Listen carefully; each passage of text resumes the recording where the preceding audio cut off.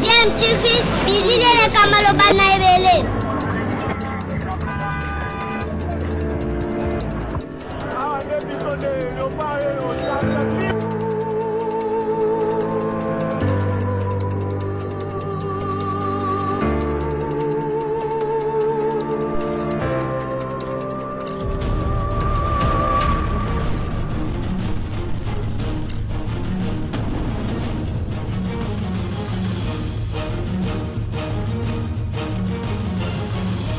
DMTV toujours en avant. Vous êtes sur DMTV, bonjour ou bonsoir, tout dépend de l'heure à laquelle vous nous suivez. Tout le plaisir est pour nous de vous retrouver, mais surtout de savoir que vous êtes nombreux en train de suivre votre chaîne YouTube DMTV. DMTV qui vous propose l'actualité, mais vous propose également des analyses et des réflexions sur des sujets d'actualité, sur des faits sociaux ou tout simplement des réalités que nous observons ici chez nous en République démocratique du Congo. C'est l'heure de notre tour d'horizon qui nous permet de vous apporter quelques nouvelles de certains internationaux congolais, comment ils se sont comportés lors de leur dernière journée en championnat. Et pour aujourd'hui, nous débutons ce petit tour d'horizon par le championnat portugais de première division, après vous avoir donné des nouvelles de Chancel Mbemba et André Boukia qui s'étaient affrontés. On a vu Chancel Mbemba changer les maillots avec son compatriote André Boukia qui joue du côté de Arouca. Belle victoire de Porto, 3-0. Mais nous allons cette fois-ci du côté de Portimonense. C'est pour avoir des nouvelles de Djaneli Imbula qui n'a pas trop de temps de jeu, qui grappille un tout petit peu ce temps de jeu. Et Djaneli Imbula et Portimonense qui recevaient pour le compte de la 4e journée le club de Passos de Ferreira. Et malheureusement, deuxième défaite pour l'équipe de Portimonense qui en restera en tout cas sur 2 victoires également. 6 points donc. Et pour ce match de la 4e journée, notre compatriote Djaneli Imbula, qui du reste n'a pas été appelé par Hector Raoul Cooper, et certainement qu'il ne l'a pas convaincu, peut-être qu'il n'est pas très en forme selon le technicien argentin. Imbula, pas titulaire, mais va quand même faire son entrée en cours de jeu. Mais malheureusement, son équipe était déjà menée au marquoir par 1-0, but inscrit dans les temps additionnels de la première période par Douglas qui donne l'avantage et l'unique but du match inscrit par ce joueur de Passos de Ferreira. Djaneli Imbula va faire son entrée à la 66e minute, mais ça ne changera rien puisque l'équipe de Portimonense va connaître sa 2e défaite dans ce championnat de première division au Portugal, même si la domination était nette du côté possession de balle avec 59% pour Portimonense et 41% pour Passos de Ferreira. Il faudra donc très rapidement se ressaisir pour la prochaine journée, mais ce sera après la trêve internationale pour ce qui concerne l'équipe de Djaneli Imbula.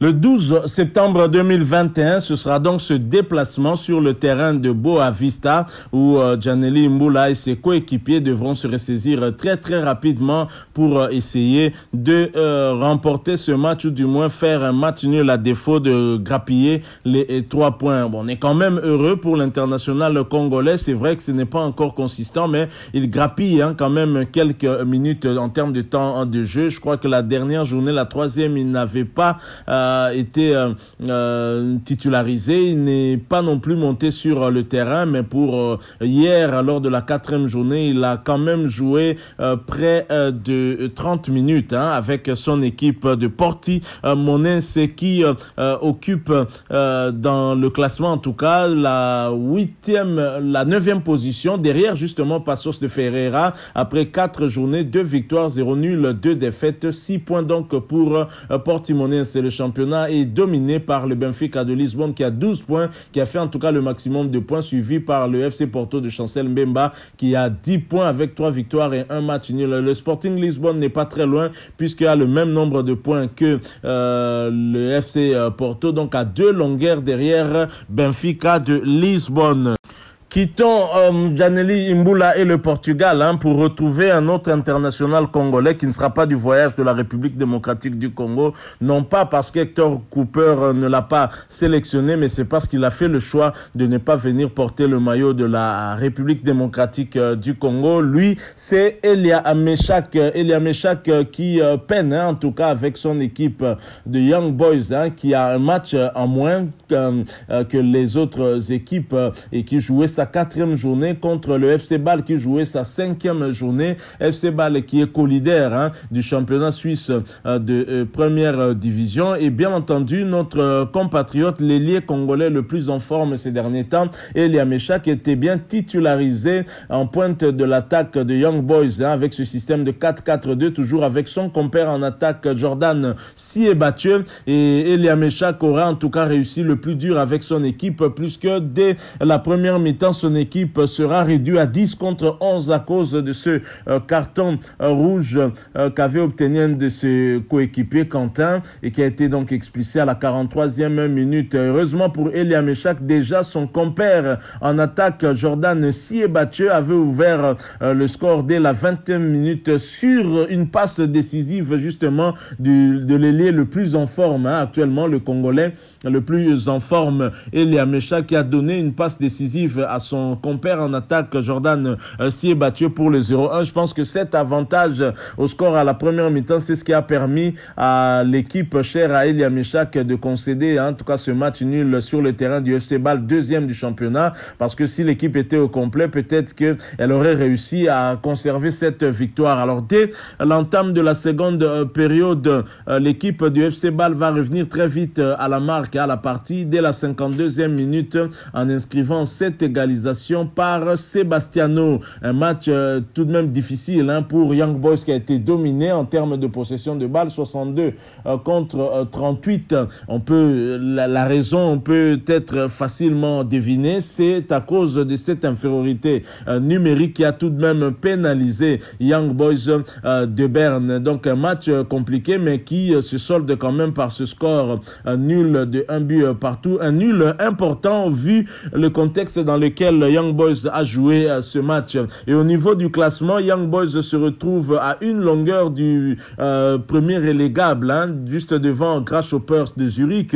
Après 4 journées, une seule victoire, 2 matchs nuls et une défaite. 5 points donc pour Young Boys, qui a tout de même un match de retard. Si Young Boys arrivait à gagner son match de retard, il passerait à la 3e position derrière le FC Bâle qui compte 11 points. Et le leader cette saison jusqu'à la 5e journée, c'est bien Zurich qui y compte 13 points. Alors le prochain rendez-vous avec Young Boys de Berne, ce sera bien entendu comme pour toutes les autres équipes après la trêve internationale. Ce sera le 11 septembre 2021. Young Boys va donc recevoir le leader actuel du championnat à Suisse de première division, le FC Zurich, avant bien évidemment de recevoir dans le cadre de l'UEFA Champions League, de la phase de groupe qui débutera le 14 septembre 2021 pour Young Boys, avec cette réception de Manchester United de Aaron Van Bissaka. Donc des matchs à suivre après la trêve internationale. Je rappelle que Elia Meshak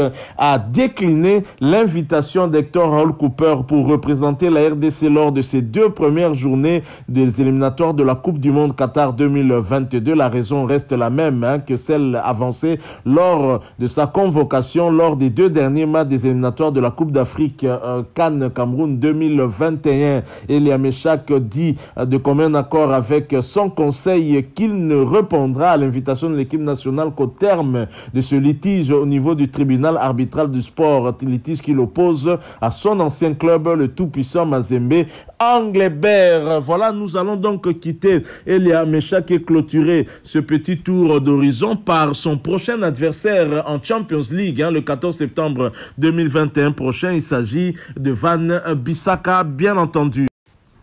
Première ligue où se jouait la 3e journée du championnat anglais de première division avec notamment Wan-Bissaka, le binational congolais sociétaire de Manchester United qui sera donc le coéquipier de Cristiano Ronaldo qui a quitté la Juventus de Turin et qui vient du côté de Manchester United. Et Manchester United qui se déplaçait du côté de Wolverhampton qui est en tout cas au bas du classement, qui n'a pas encore gagné un seul point. Wolverhampton qui va perdre également ce match contre Manchester United, mais qui va perdre ce match arme à la main puisque l'équipe ne va concéder qu'un seul but en seconde période. Et pour ce match, Wan-Bissaka, latéral droit, avait été titularisé comme à son habitude depuis un certain temps du côté droit de la défense de mancunienne. Et Wan-Bissaka va d'ailleurs du reste jouer toute la rencontre. Un match dominé quand même par Manchester United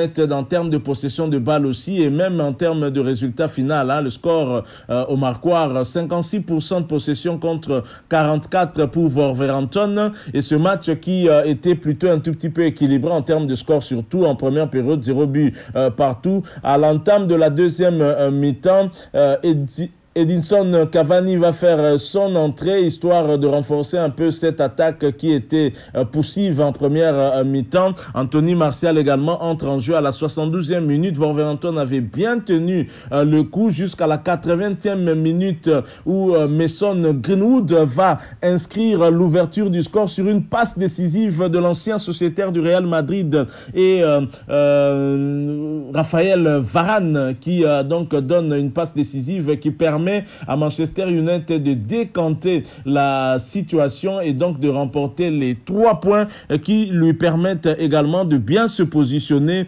au niveau du classement en étant 3e derrière Tottenham et West Ham. Manchester United qui compte désormais 7 points après 3 journées, 2 victoires, un match nul. Voilà donc ce résultat obtenu par Manchester United qui est donc le club de Wan-Bissaka. Wan-Bissaka qui a été zappé une fois de plus par Southgate, l'entraîneur anglais, et qui est toujours lorgné par la République démocratique du Congo, mais le joueur préfère toujours attendre une probable convocation du côté de l'Angleterre. Wait and see, comme ils disent eux-mêmes, les Britanniques.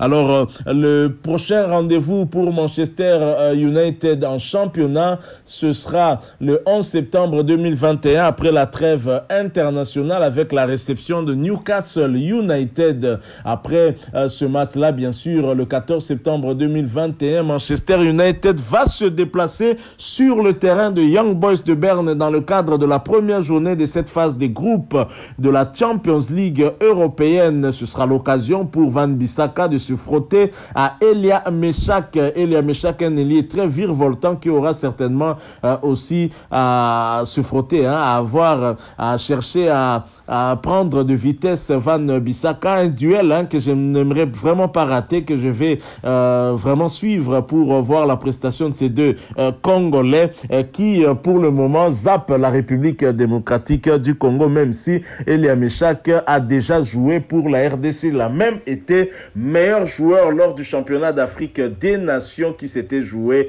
au Rwanda, remporté par la RDC bien entendu. Voilà, nous sommes arrivés à la fin de ce petit tour d'horizon qui, nous l'espérons, vous intéressera. Si c'est le cas, laissez-nous un maximum de j'aime, likez donc ce petit tour d'horizon et merci de partager avec nous votre point de vue, si vous en avez un, sur ce sujet, en nous le laissant à travers un commentaire. Vous êtes nouveau ou ancien sur cette chaîne mais que vous ne vous êtes pas encore abonné, n'hésitez pas, abonnez-vous et n'oubliez pas d'activer la notification en cliquant tout simplement sur cette petite cloche qui vous permettra de ne plus rien manquer des prochaines vidéos que nous allons vous proposer. Encore une fois, merci à vous. Nous espérons vous retrouver bientôt avec un autre sujet d'actualité. En attendant, portez-vous bien et DMTV vous dit au revoir.